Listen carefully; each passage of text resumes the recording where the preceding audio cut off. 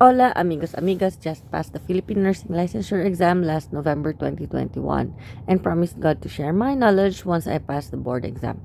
I will make this simple and understandable. I hope you'll learn from this video. Good luck future RNs!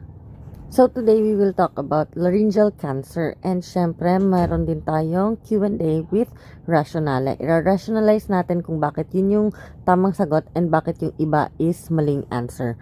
Okay? So, before tayo mag-start guys, please like our Facebook page, Simple Nursing Notes, kasi dun tayo magpo-post ng ating mga bagong videos or discussion, and syempre dito rin sa ating YouTube. So, please do not forget to like and subscribe our videos, and syempre i-share na rin natin sa ating yung video, i-share na rin natin yung mga videos natin para mas madami tayong matututo. So, anyway, start na tayo. Let's talk about laryngeal cancer. Yan, ang laki naman nung highlight ko, diba? So, madali lang tong pag-uusapan natin kasi konti lang naman talaga ang usual na tinatanong sa board exam. Okay? So, yun lang ang pag-uusapan natin. Okay. So, ano ba ang laryngeal cancer? So, ang laryngeal cancer is a malignant tumor of the larynx. So, ano ang diagnostic test niya? So, ang diagnostic test niya is yung laryngoscopy and biopsy. So, makikita mo doon na meron siyang positive cancer cells. Ayan. So, pag tinanong kayo sa board exam, ano ang cause niya? So, ang sagot dyan is isa lang. Yan ang pinaka talaga, okay? Hindi naman sa isa lang talaga ha, pero ito ang pinaka-tamang answer. Pag nakita nyo to sa choices, ito na ang answer. Smoking ang answer dyan. Yan yung cause kung bakit nagkaroon ng laryngeal cancer. Pero meron din tayong, pero meron din tayong other causes ng laryngeal cancer. Ayan, nilagyan ko lang ng NLE kasi pag nakita nyo yung smoking na yan, yan na yung ating cause. Pero there are other causes ng ating laryngeal cancer, like heavy use of alcohol plus kung isasabay mo yung tobacco. Ano pa ang other cause ng ating laryngeal cancer? Pwede rin makakos ang exposure saan? Exposure to environmental pollutions like asbestos or wood dust. Yan, mga environmental pollutions yan. So, pwede rin yan sila cause ng laryngeal cancer. And syempre makaka-cause din ng laryngeal cancer if exposed ka sa exposure to radiation. Ayan. Okay, so pag tinanong ka naman ano ang manifestation or ang characteristic ng or signs kung para sa laryngeal cancer, ang sagot mo dyan is hoarseness of voice. For ganong ba katagal yung hoarseness ng voice na yan? Hoarseness of voice of more than 2 weeks. Yan yung ating manifestation. Ay, wait lang. Yan, so meron siyang NLE dyan. Okay? So, ano naman ang management natin? So, ang management natin dyan is yung chemotherapy, radiation, and laryngectomy. So, ang laryngectomy is tinanggal yung larynx. Okay? Kasi ectomy tanggal, di ba? Okay. So, question guys. Tuwing kailan binibigay ng doctor usually ang chemotherapy? Anong phase ng normal cell cycle?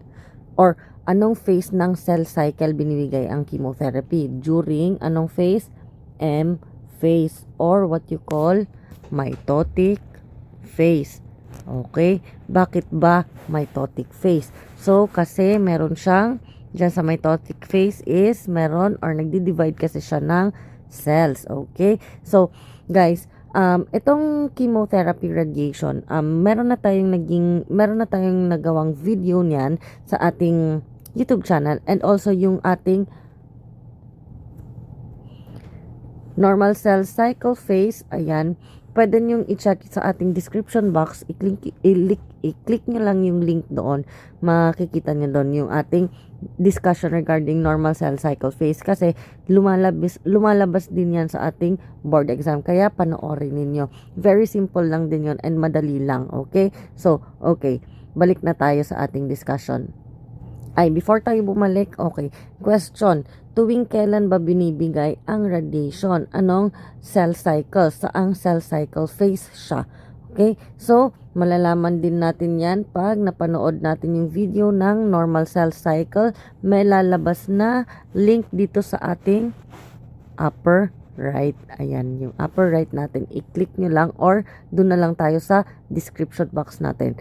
Teka lang, bakit niya ayaw lumabas? Wait, paano mag-pause? Yan.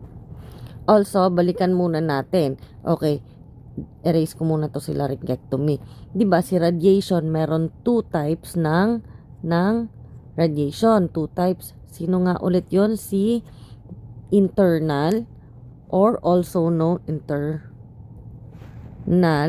and si external.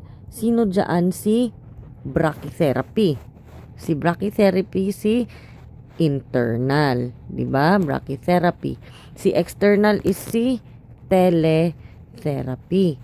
So, dito sa internal or brachytherapy, ano nga ulit yung 2 types naman niya? Yung 2 types niya is si sealed and unsealed. Diba? Okay. Guys, na-discuss na rin natin tong radiation na yan. So, check nyo na lang ulit sa ating description box. I-click nyo lang yung link doon. Meron doon radiation. Yun na yung ating discussion regarding dyan. Okay? So, pag-usapan natin si laryngectomy. Kasi ito ang surgical management natin sa laryngeal cancer. Guys, pag tinanong kayo ng non-surgical management ng laryngeal cancer, ang sagot nyo dyan is yung ating chemotherapy and radiation. Okay? Pero pag tinanong naman kayo ano ang surgical management natin for laryngeal cancer, ang sagot is laryngectomy. Okay, question number 1. Ano ba ang goal natin dito sa ating laryngectomy? So, ang goal natin dito sa laryngectomy is i-remove yung cancer while preserving as much as normal function as possible. Possible. Okay?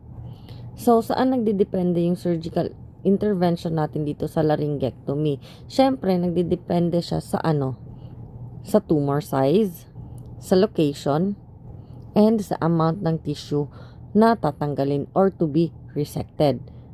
So, ano-ano ang mga types ng resection?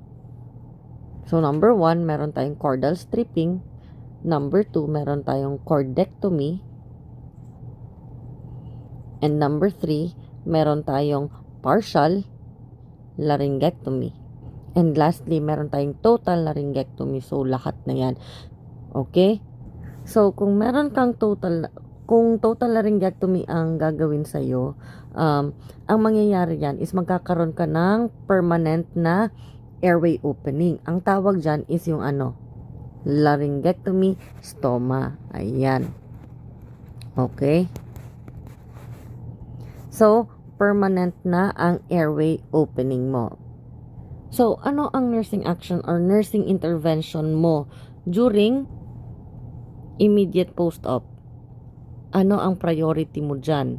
So, ang priority mo dyan is yung ating airway. So, immediate post-op, ang priority is yung airway natin. Okay. So once na stabilize mo na yung airway niya or okay na yung kanyang airway, during recovery phase naman, kung stable na ang patient mo, ano naman ang priority mo dyan? Ang nursing action mo? So, ang priority mo dyan is communication, syempre. So, question, anong type of communication? Verbal communication or non-verbal communication? Syempre, yung ating kasi ba hindi siya nakakapagsalita? Non-verbal na yan? Hindi. So, ang ating dyan is ating verbal communication. Okay, question. Ano ba ang pagkakaiba ng non-verbal and verbal? So, ang pagkakaiba niyan, ang verbal communication is gumagamit ng words and letters. Ayan. So, si non-verbal communication naman, ano naman yan? Yan na yung ating sign language, yan, body language, yan yung ating non-verbal. Okay, so, dito sa ating laryngectomy, so, kung stable siya or stable na yung patient mo or nasa recovery phase na siya, 'di ba? So, ang priority na natin is yung ating communication. What type of communication nga ulit? Yung ating verbal communication. Kasi si verbal communication is gumagamit ng words and letters. And since hindi pa siya nakakapagsalita or wala pa siyang parang ano yan, machine or ano ba tawag, kalimutan ko anong tawag dyan eh. Sige, magre-research ako kung ano tawag niyan. So, hindi pa siya makakagamit ng words, di ba? So, anong i-encourage mo siya para makapag-communicate siya sa'yo. So, syempre, yung ating letters na muna. So, bigyan mo siya ng pen and paper. 'Di ba? Kasi, hindi naman porket hindi na siya makapagsalita, hindi na siya marunong magsulat, and hindi na siya 'di ba? Hindi lang naman siya nakapagsalita kasi naglaryngectomy siya. Pero, beforehand, marunong naman siya magsalita and marunong naman siya magsulat. So, pwede siyang gumamit ng letters. So, bigyan niyo siya ng pen and paper. Ayan, sorry. So, yung sinasabi ko kaninang machine is yung ating laryngeal phonography device. And so, ito yung ating laryngeal phonography device. Ayan. So, nilalagay niya siya dyan sa may leeg, tapos magva-vibrate. Di ba pag nasasalita tayo, kaya lang naman tayo nakapagsalita kasi nagva-vibrate siya. So, ayan, meron siyang vibration dyan. And, syempre, sasabihan nyo rin yung ating patient or yung ating client na no more sing, as in hindi na siya makakapagkanta. So, no more singing na talaga siya. And ano pa? And yun lang. Okay? So, ayan. Okay, so another question. After laryngectomy or post-op, ano ang diet niya? So, ang diet niya is semi-solid foods. Yan yung ating diet. Okay? So, yan lang actually yung ating laryngeal cancer and laryngectomy. Okay? Yan lang yung usual na tinatanong sa ating board exam. Okay? Pero meron pa akong isa pala. Okay. Ang tanong, post-op laryngectomy, ano ang position niya? Position. So, ang position niya is semi-fowlers to fowlers. Pero pag meron, guys, kapag merong fowlers dyan, fowlers na ang answer, okay? Semi-fowler or fowlers. Okay? Ang tanong, bakit ba semi-fowlers or fowlers? Para ma-maintain yung ang airway. And ano pa? Para ma-minimize yung yung edema. Okay? Kaya is semi-fowlers natin or ifa-fowlers ang position post-op laryngectomy para ma-maintain ang airway and para ma-minimize ang edema. Okay? So, ayan. So, doon na tayo sa ating Q&A with Rationale. Okay? So, eto, question number 1. Ayan. Okay? So, 10 seconds, guys.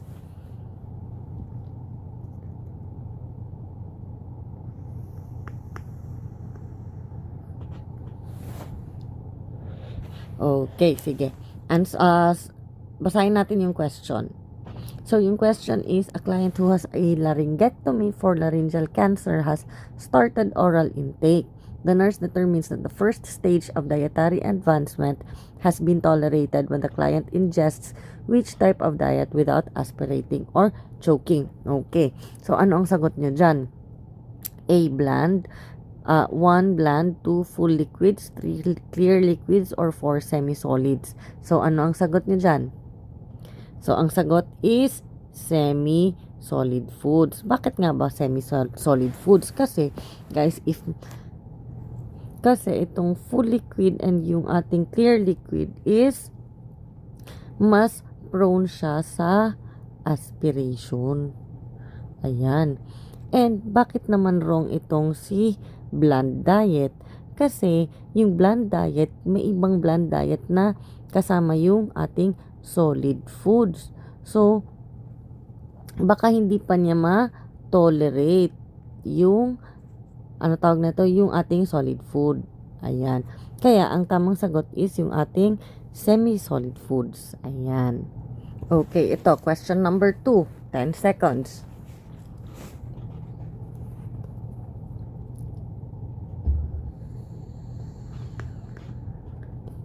8, 9, 10. Okay, basahin natin yung question. The client is 3 days post-partial laryngectomy. Which type of nutrition should the nurse offer the client? Okay. So, ang question daw is, 3 days na daw siya post-partial laryngectomy. Anong type daw of nutrition daw ang yung nurse i-offer sa client? So, 1. Total parenteral nutrition. 2. Soft regular diet. 3. Partial parenteral nutrition. Or 4. Clear liquid diet.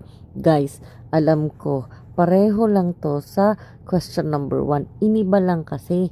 Okay? So, kaya gusto ko rin na ma-try ninyo yung paiba-iba nilang tanong. Okay? So, anong answer nyo dito? So, ang answer dyan is number 2. Soft regular diet. 'Di ba? So, pareho lang siya dun sa number 1, 'di ba? Pareho lang yung thought, 'di ba? So, ayan. So, soft regular diet. Ganon din yung ating sagot dyan. Kasi, sorry guys. Yung number 1 pala na question natin is after. So, immediate, yung post-op talaga, immediate, parang first day pa lang nung post-op laryngectomy. Itong number 2 is 3 days na siya guys. Sorry ha, sorry. Tao lang post. Okay, buti binasa ko ulit. Okay, so 3 days na siya. So, soft regular diet. So, by this time, dapat nakakakain na yung client ng normal foods. And dapat yung consistency ng food niya is dapat soft para meron siyang less chewing. Less chewing siya ng food and mas easier ang kanyang pag-swallow. 'Di ba? Okay. So, okay. Ito, ang number 1, bakit mali ang number 1? Kaya mali ang number 1 kasi 3 days na kasi guys. So, dapat by this time, nakakain na siya ng at least maayos-ayos. So, mali si total parenteral nutrition. And si number 3, partial parenteral nutrition, same din yung rationale sa number 1. 3 days na siya. So, dapat this time, nakakain na siya. And itong number 4, clear liquid diet. Bakit siya mali? 'Di ba? Actually nga nung question number 1, yung first stage yung dietary advancement, ayan yung question number 1, 'di ba? Mali nga din yung clear liquid kasi nga prone siya sa aspiration. Kaya dito sa number 2, wrong din yung ating clear liquid diet kasi prone siya sa aspiration. Okay? So, next question tayo. Okay, so 10 seconds tayo.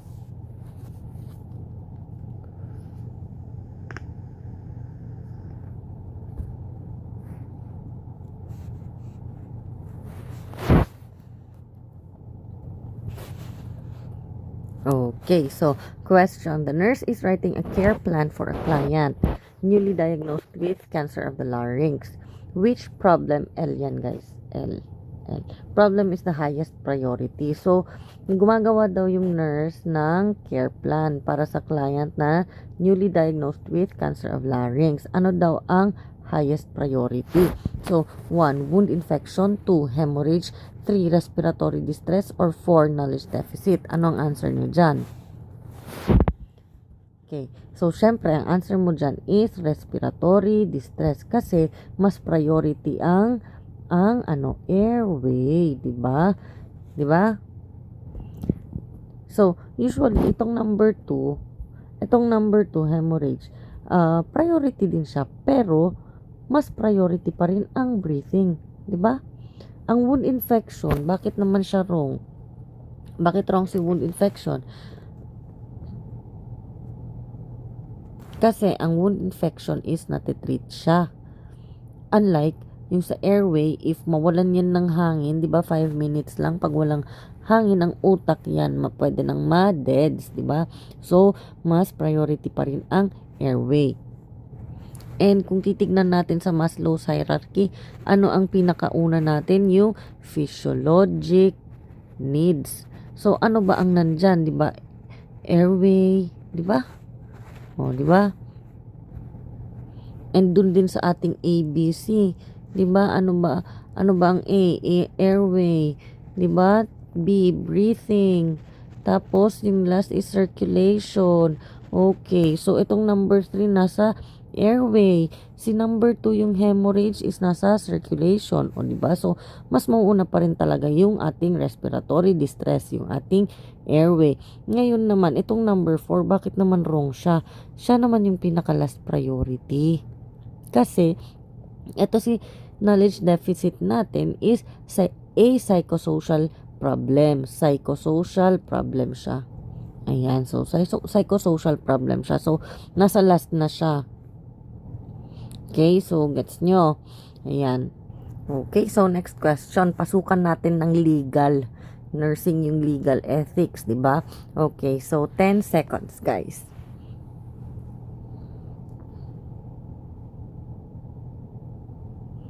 4, 3, 2, 1. Okay, question. The healthcare provider has recommended a total laryngectomy for a male client diagnosed with cancer of the larynx, but the client refuses.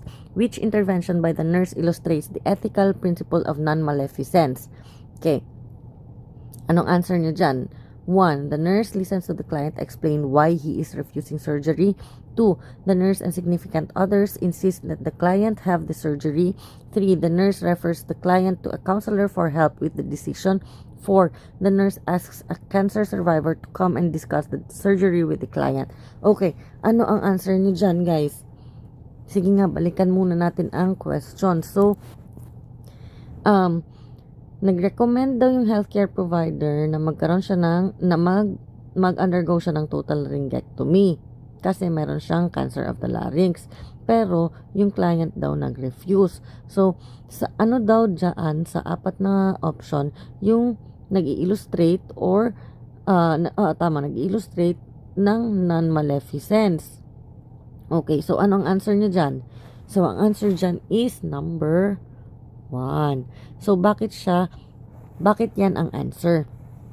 So, yan ang answer. Kasi, ano ba ang meaning ng non-maleficence? Diba, ang non-maleficence is do no harm. Diba? So, dito sa number 1, trinatry ng nurse na makinig therapeutically sa patient. Hindi niya ini-insist or hindi siya nag-i-influence na, sige na, mag-laryngectomy ka. Dito, ina-attempt ng nurse na mas ma-discuss ng client yung kanyang nafe-feel or naiisip kung bakit siya nagre-refuse doon sa binigay na recommendation ng ating healthcare provider. Diba? Yan. So, bakit din siya non-maleficence? Kasi diba, do no harm ang non-maleficence. So, kasi ito nga, nagkakaroon siya ng anxiety or natatakot nga siya. So, do no harm. So, hindi mo siya gagawin kasi nga natatakot siya. So, do no harm. Nagigets niyo ba? Do no harm. Okay? So, ang option number 2, bakit mali? The nurse and significant others insist that the client have the surgery. So, anong tinanggal ng nurse and ng significant others dun sa client? Anong ethical principle? Yung kanyang autonomy. Kasi diba dapat merong autonomy ang ating patients or tayong lahat. Dapat meron tayong autonomy. Ano ba ang autonomy? Dapat ikaw at ikaw lang din mismo ang makakapag-decide or magde-decide. Yan ang ating autonomy. And kung i-insist mo din siya, magkakaroon ng coercion. Diba? Pero guys, meron din tayong tinatawag na paternalism. Ano ba ang paternalism? At kailan ba yan ginagamit na paternalism? Ginagamit ang paternalism during emergencies. Anong emergency? Like for example, unconscious may nangyari sa kanya, unconscious siya, wala siyang kasama, pero nag-decide yung doctor na kailangan siyang i-surgery, operahan siya. So, yun ang tinatawag na paternalism kasi hindi nagkaroon ng consent from the patient. Pero paano naman siya magkakaroon ng consent from the patient? Unconscious naman siya and also wala siyang kasama. So para ma-save yung buhay niya, talagang gagawin ng doktor para ma-save yung buhay niya. So mag-o-operation sila or magkakaroon siya ng surgery. Yun ang tinatawag na paternalism. Pero guys, itong paternalism na to, dun lang yan talaga ginagamit sa mga emergencies. Pero unethical daw to. Unethical action to. Pero kung talagang kailangan mo i-save ang buhay, pero si doctor lang talaga yan ang makakapag-decide, okay? So, okay. So, wrong na tong number 2. So, si number 3, the nurse refers the client to a counselor for help with the decision. Ito naman si number 3, ano siya? Hindi siya non-maleficence. Ang question kasi natin dito is, ano daw yung nag-i-illustrate ng non-maleficence. Pero si number 3, ano to? Anong type of ethical principle? Siya yung beneficence. Bakit? Ano ba ang beneficence? Do good. 'Di ba? Do good siya. So, dito sa number 3, tawag na ito, nag-refuse yung client, pero syempre, as a nurse, kailangan mo rin malaman na bakit siya nagre-refuse. So, ano ang magandang gawin para malaman nyo bakit siya nagre-refuse? So, pwede mo siyang i-refer sa counselor para matulungan siya mag-decide. Kaya, itong type of ethical principle is nagfo-fall under the beneficence, which means do good, okay? So, hindi to siya non-maleficence, beneficence siya. Okay, so number 4 naman, the nurse asks a cancer survivor to come and discuss the surgery with the client. Okay, so si number 4, hindi rin siya non-maleficence kasi siya is beneficence, doing good siya. Bakit naman siya doing good? Kasi parang nagkakaroon sila, binigyan niya ng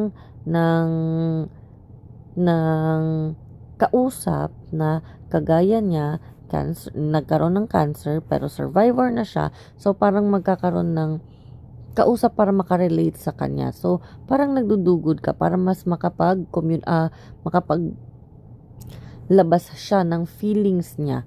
Okay? So, ayan. So, mas kung mailabas niya yung feelings niya and merong makakarelate sa kanya, mas mababawasan yung kanyang anxiety or kung ano man ang reason bakit siya nagre-refuse.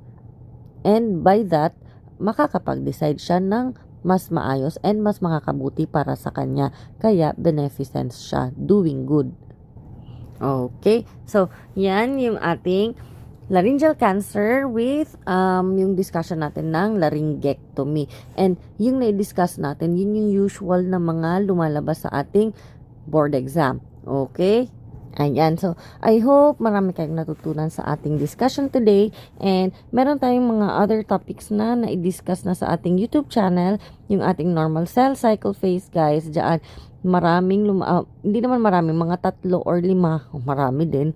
So 5 points na rin yan lumabas sa board exam. So try nyo panoorin yung ating video ng normal cell cycle phase. Tapos meron din tayong discussion regarding sa burns natin, yung stages ng burns, yung degree ng burns, yung first, second, third, and fourth, sino dyan yung deep full thickness, sino yung color black na dyan, sino yung color red or white kung nasunog, yan, sa burns tayo.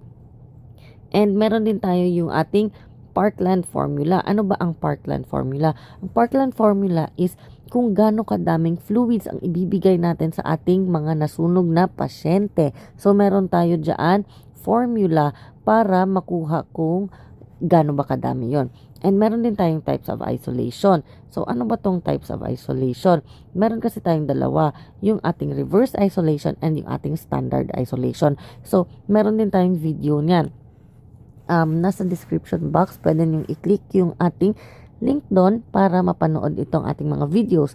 So, may pagkakaiba kasi si reverse and si standard and kailan ba sila ginagamit. Ayan. And meron din tayo yung ating discussion regarding sa shock, yung ating septic, anaphylactic, cardiogenic, neurogenic, hypovolemic shock. So, doon i-discuss natin kung ano yung signs and symptoms nila, ano yung cause ng ating mga shock na to, yan, kung ano mga cause. And syempre, na-discuss na rin natin kung ano ang management sa kanila. Ano bang gagawin if nagkaroon ng hypovolemic shock? Anong management if nagkaroon ng septic shock? Guys, magkakaiba yan, okay? And meron din tayo yung ating cancer treatments.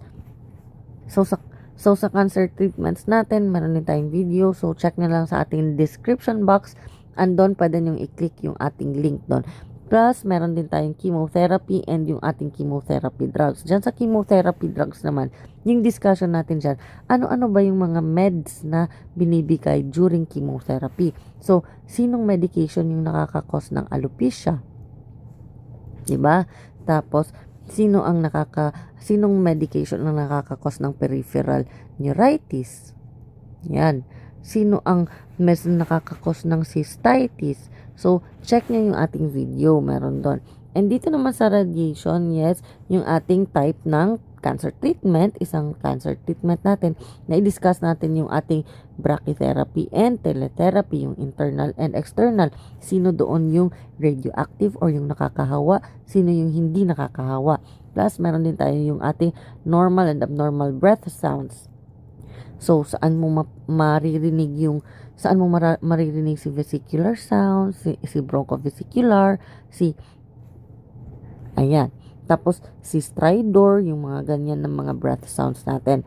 And open and closed chest injury, ayan, na-discuss na rin natin to si open and closed injury. Like, anong pagkakaiba ni rib fracture and ni flail chest? Ayan, so panoorin nyo. Okay? And also guys, please do not forget to like our Facebook page, Simple Nursing Notes, kasi doon mas manonotify kayo sa Facebook ninyo kung meron tayong bagong na post sa ating YouTube channel para mapanood nyo agad kasi medyo malapit-lapit na yung ating board exam next, di ba? January na guys, okay? Para ma-notify kayo kagad. So anyway, thank you for watching and good luck future RNs. Kayang-kaya nyo yan. Focus lang and pray to God. Thank you so much for watching. Bye!